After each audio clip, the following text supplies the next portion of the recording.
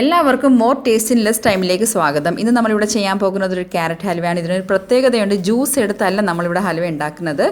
ഇത് ക്യാരറ്റ് ചെറിയ പീസാക്കി അവിച്ചെടുത്തിട്ടാണ് ഹൽവ ഉണ്ടാക്കുന്നത്. അപ്പോൾ ആ ഫൈബറൊക്കെ അതുപോലെ തന്നെ നിലനിൽക്കും.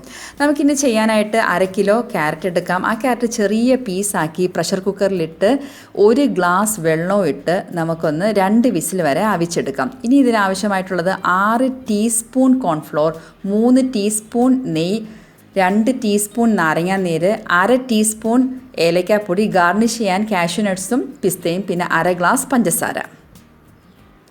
പ്രഷർ കുക്കറിൽ എടുത്ത ക്യാരറ്റുകളെല്ലാം തണുത്താറിയതിന് ശേഷം നമുക്കൊരു മിക്സിയുടെ ജാറിലിട്ട് നല്ല രീതിയിലൊന്ന് അരച്ചെടുക്കാം.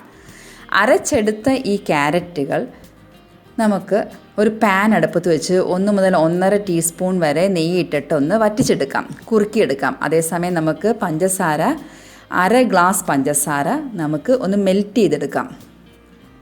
അതിനോടൊപ്പം തന്നെ നമുക്ക് 1 മുതൽ 1.5 സ്പൂൺ വരെ നാരങ്ങ നീരും അതിനോട് ചേർക്കാം. ഒരു പുളി ടേസ്റ്റ് വരാൻ വേണ്ടിയാണ്. നല്ല ടേസ്റ്റാണ് ക്യാരറ്റ് ഹൽവയിൽ ഒരു പുളി ടേസ്റ്റ് വന്നു കഴിഞ്ഞാൽ. ഇനി നമുക്ക് 6 ടീസ്പൂൺ കോൺഫ്ലോർ നമുക്കൊന്ന് വെള്ളത്തിൽ കലക്കിയെടുക്കാം. 1/4 ഗ്ലാസ് വെള്ളത്തിൽ കലക്കിയെടുക്കാം. ഇവിടെ ഞാൻ 1/2 ടീസ്പൂൺ ഏലക്കാപ്പൊടി ചേർത്തു. ഇവിടെ പഞ്ചസാര മെൽറ്റായി വന്നിട്ടുണ്ട്. ജസ്റ്റ് മെൽറ്റായാൽ മതി. നമ്മൾ അതും കൂടെ ആഡ് ചെയ്ത് നല്ല രീതിയിലൊന്ന് വറ്റിച്ചെടുക്കുക. ഇതിനിടയിൽ നമുക്ക് കോൺഫ്ലോറും ചേർക്കണം. ഇടയ്ക്കിടയ്ക്ക് നമുക്ക് നമ്മുടെ ഇഷ്ടാനുസരണം നമുക്ക് 1/2 ടീസ്പൂൺ വീതം നമുക്ക് നെയ്യ് ആഡ് ചെയ്യാം. നെയ്യ് നമ്മുടെ അടുത്ത് തന്നെ വെച്ചിട്ട് ആഡ് ചെയ്യണം. കോൺഫ്ലോർ ചേർക്കുമ്പോൾ പ്രത്യേകം ശ്രദ്ധിക്കുക, കുറുകി തുടങ്ങും. അതുകൊണ്ട് 6 ടീസ്പൂൺ കോൺഫ്ലോർ 1/2 ഗ്ലാസ് വെള്ളത്തിൽ എടുത്തതാണ്. അത് ചേർത്ത ഉടനെ കുറുകി തുടങ്ങി, കണ്ടല്ലോ. പാനിൽ നിന്നും വിട്ട് വരാൻ തുടങ്ങി. ഈ കുറുകി തുടങ്ങുമ്പോഴാണ് വളരെ ശ്രദ്ധിക്കേണ്ടത്. നമ്മൾ കൈ എടുക്കാതെ ഇളക്കിക്കൊണ്ടിരിക്കണം.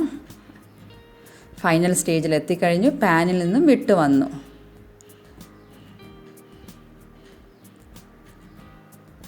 ഇനി നമുക്ക് ക്യാരറ്റ് ഹൽവ സെറ്റ് ചെയ്യാനുള്ള പാത്രത്തിൽ എണ്ണ തേക്കണം.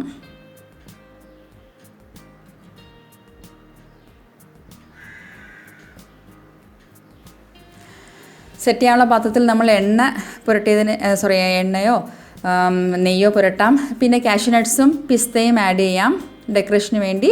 ഇനി സെറ്റ് ചെയ്യാനായിട്ട് ഈ പാത്രത്തിൽ സെറ്റ് ചെയ്യാം.